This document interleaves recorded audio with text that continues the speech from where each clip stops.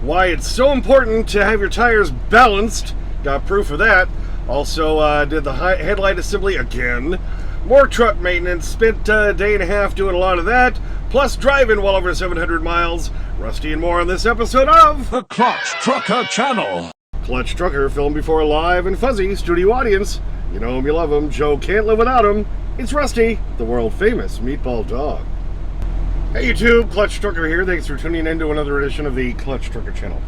Well, this is a long run I was on, but I was able to kind of juggle things around and take advantage of some more decent weather than I've been in the last few weeks, where everything's been below zero, and to get some truck maintenance done. So we kind of continued that trend. Okay, got a couple of maintenance things done today while I'm sitting here in Grand Island at the Fat Dogs.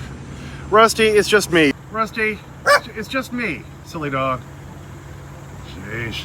So when I went through the house, I had picked up, I went ahead and ordered another headlight through Amazon. This one's from Torque. I've ordered various things from Torque.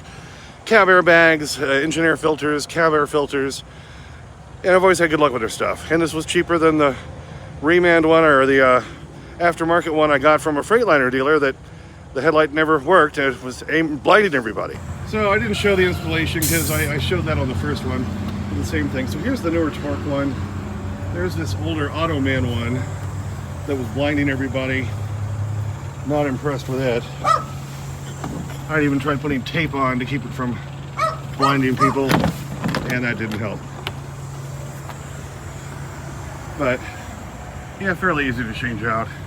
You take off this panel and then you can get to the thing underneath. There's 4 screws and 1 plug. Bada boom, bada bing, bada boop.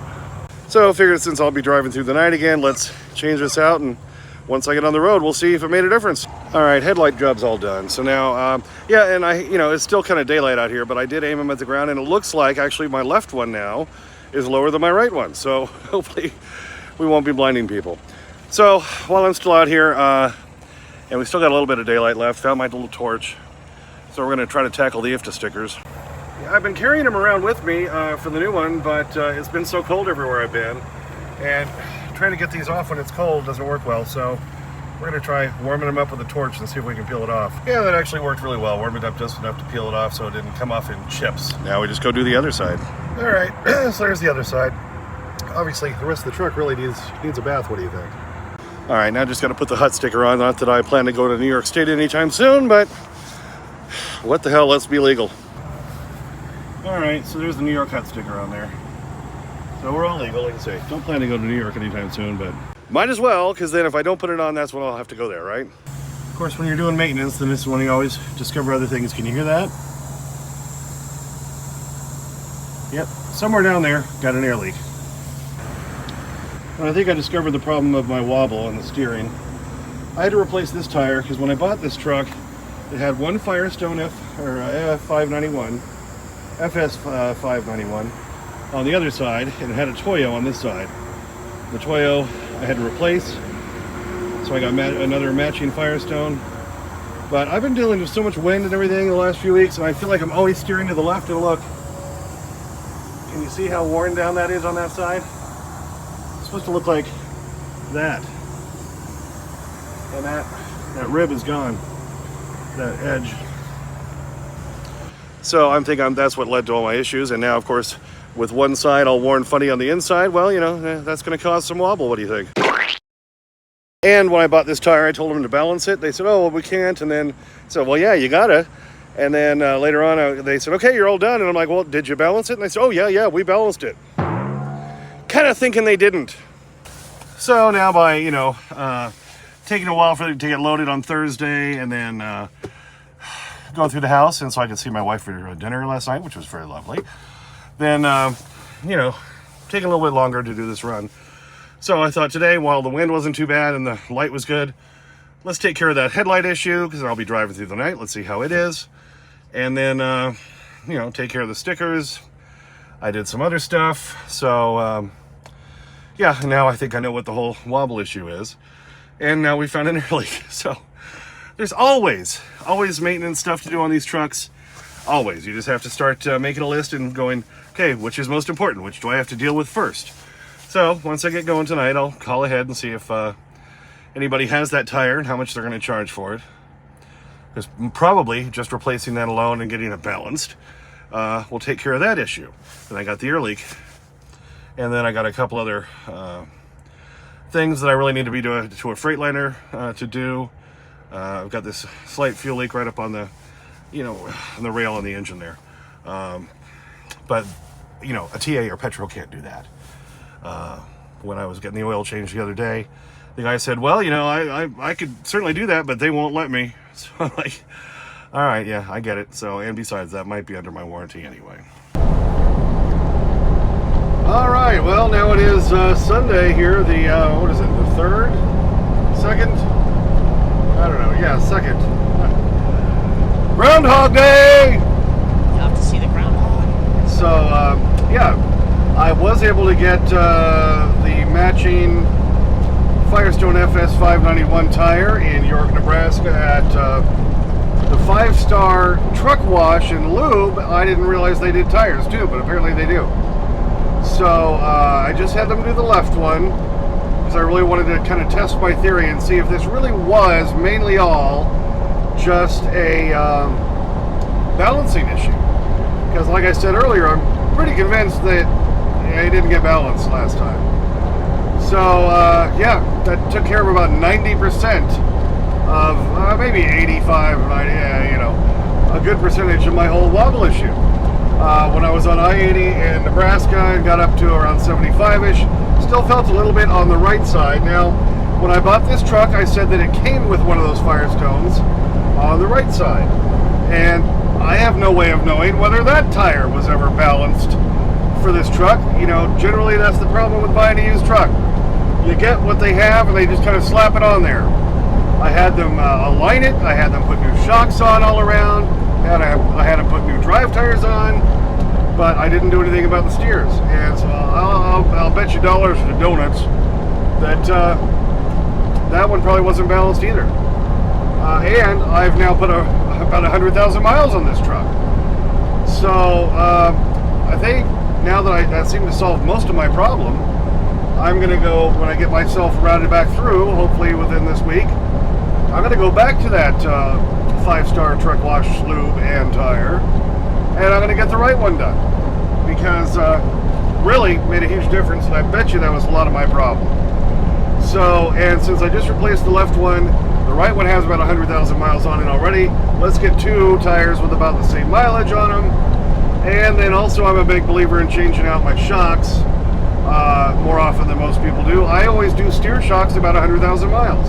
So again, it's time for those. So I'm going to call up Freightliner in Cheyenne, where I do have an account, order a couple of those because I can get a discount and I don't have to pay for them right away.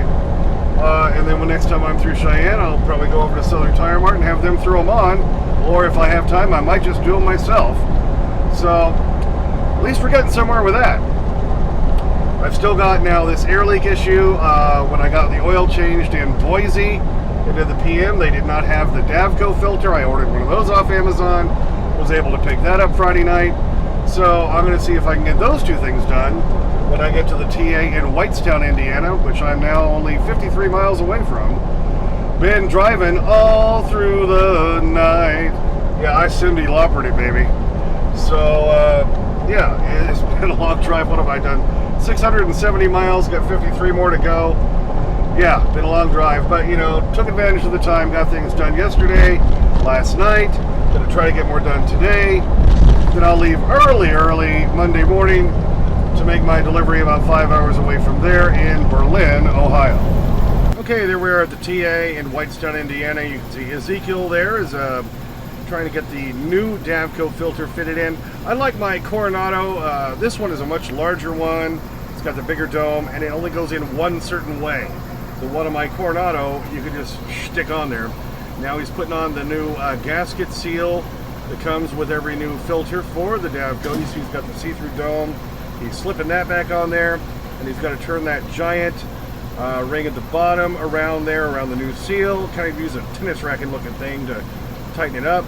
And after that, he's putting the top one on. It's got a new seal gasket for the top one. He's got it all ready to go. All right, so you can see they did all that for me. They did find the air leak, but of course, It's this valve, the release valve, so you can drain your tanks. You drain your air tanks. And it was stuck kind of in the open position. It's just got a little pin thing in the middle. And he said he got it to kind of close, but I hit the wrong bump at the wrong time, and it'll probably pop back open. So I need to get that little assembly, which screws onto the front of the air tank, on the primary tank, get that replaced. So I got to order that from Freightliner. Like I said earlier, I'm going to try to order shocks from them. This is a good lesson, and if you want to be an owner-operator, watch my videos. I'm an owner-operator. You can see all the crap you got to go through. It's all you. The maintenance is all on you. You buy the wrong part, well, like that headlight that didn't work out, well, that's on you. A lot to do to maintain these trucks. Yes, you can make a lot more money as an owner-operator than a company driver, but you have all the responsibility. So yeah, sometimes it pays off. Last year I didn't make much money at all because I had so much maintenance on the Coronado. That's why I switched trucks. And this one's been doing a lot better. I had like no maintenance in December and hardly any in January until just recently with the radiator and all that. And it seems like that's the way it happens. It just snowballs. You have a whole bunch of stuff in a row, and I've just been trying to keep ahead of it, trying to stay with it so that I can keep rolling and not be broken down on the side of the road. That's always my goal. If I can stay just a little bit ahead of it, like when the radiator was leaking and everything, okay, so I wasn't broken down on the road. The wobble on the steer tires, okay, well, I finally determined, yeah, it wasn't balanced, and that's a huge thing. Always balance your steers, always balance your drives. Trailers, I don't worry about those as much. Those are the ones you're replacing the most, and that's the ones I spend the least amount of money on. All right, so, these are all lessons I've learned over the years, so hopefully if you're thinking about becoming an operator or owner-operator, or you are one, you can take a little info from this video. This is kind of the life out here, and this is a different life. It is a hard life. I live in a box. This is it. This is my house, baby. Not a lot of space, but I do it to bring home money for the fam. So, oh, I gotta show you this. There's all the trucker ass hats, ass wagons. When I got here, a little, about 10 o'clock Eastern time this morning at the Whitestown, TA, went and checked in, and they said, all right, go find a place, drop your trailer and all that. Going around the lot, trying to look for a good spot. And then there's this ass hat who obviously got here late last night, couldn't find a spot, just decided to park in the middle of everything. Okay, done at the shop, but I gotta show you this. Look, handicap parking spots there, empty area. This is the driveway, right between the shop and the parking lot. And this guy has been parked here ever since I came in. When I rolled by earlier, his curtains are closed. So he just came in last night, couldn't find a place to park, just decided I'm gonna block the driveway, just park out here in the middle. Just piss everybody else off. Heartland Express. Way to go, Heartland Express. You're what we call an ass hat. Yeah, his curtains are closed. He's just in the middle of the driveway. Screw everybody else, I gotta park. What a jerk. And I do want to show you a zoom and comparison between where the shadow from the headlights going across the grill guard goes out onto the road, how it looks with the better headlight and the lousy one. Look at this. We can look carefully here and you can see a nice uniform U, and everything seems to be even on both sides. Okay, and you look at the other one and look at this. I had my fog lights on too, so it makes the U look a little bit different. But you can see on the left how it's shining way too high. Oh, and apparently I made my run up all the way to Idaho and back just in time. The winds almost shut me down from Wamsutter to Laramie. It was to vehicles under 40,000 pounds. I was over that. I was able to keep going. And then that continued, and they had the whole thing shut down last night. Look at this! Because of winter weather conditions and multiple accidents, it was shut down until this morning. So in the course of over yesterday and into today, we knocked quite a few more things off of the old list. And like I say, there's always a list, and you just have to prioritize what's most important so you can keep rolling. And so we got a lot of them done, and I got a lot of stuff that I can do, like replacing the headlight, replacing the battery on the Appway for the trailer, the IFTA stickers, yada yada yada. The more you can do, the better. What do you think? Well, thanks for tuning in for that one. Yeah, I got to at least brag about getting a whole bunch of maintenance stuff done. You know, why not? Always so much to do on these trucks, and just trying to keep up with it sometimes is a big pain in the butt. Thanks for tuning in. Please subscribe. Please like and comment. And also thumbs up, share, and all that jazz. Clutch Trucker on Instagram, Clutch Trucker on Twitter X, Clutch Trucker 5 on TikTok. Usually put Rusty short stuff up there. And as always, sniff that magic YouTube fairy dust. Clutch and Rusty, out. So here we are in Punxsutawney, Pennsylvania. Again, where we're all gathered around to watch a large squirrel predict the weather. Okay, Mr. Dog, you ready? You ready? You ready for bacon strips? Yeah? All right, they're coming. Got one right over here for you. Oh, there you go. All over it. Like white on rice. Like hair on a gorilla. Yep, he's loving it. He's loving it. That should really go for bacon strips instead of, the other one. All right, yeah, we're tearing through them quick there, aren't you, Rusty? All right, ready for another? There you go. Oh, happy dog. And why? Sing it with me, because he's a bacon strip dog. He's a bacon strip dog. Sometimes he eats too fast and he starts to cough. He's a bacon strip dog. I see one other piece over there at the seam between those two rugs. Oh, you're still chewing. Oh, yeah, I know, it gets harder as you get older. But, someone dangles a pizza over my head, I'll still eat that. You all done? There's another piece down there. Can you find it?